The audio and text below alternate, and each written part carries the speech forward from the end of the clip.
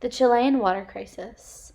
Learning about this water crisis has really made me reflect because in Chile, for about 11 years now, which would have been half of my life, there has been a water shortage that's affected 3/4 of the inhabitable country. The water supply has not been available to low income or even middle income families or individuals, as they do not have access to pay high premiums for water. This issue has been accredited to global warming, and while global warming does play a very big part into this issue, it can be seen as far more political than environmental. The reason why this is so jarring to me is because I have never had to think about where my water is coming from when I turn on the faucet. I just expect it to be there. Now in Chile, there was a law made in the 80s that water can be owned and traded as property.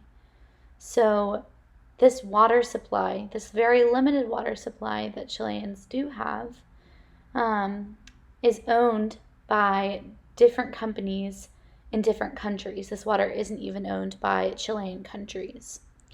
So this crisis has not yet been solved. It's worsening. And there have been some companies and organizations that have tried to come up with possible solutions, and those include desalination plants, but that causes more issues for the ocean. There's an option of creating something they call a water highway, and the best way I know to describe that is to compare it to what we see here in the United States, in the westernmost regions, with the aquifers that transfer water to different states that don't have very large supplies.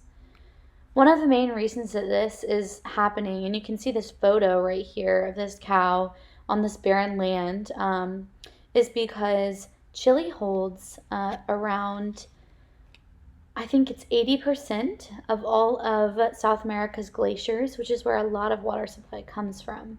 And so global warming is worsening and worsening. The water supply is becoming smaller and smaller.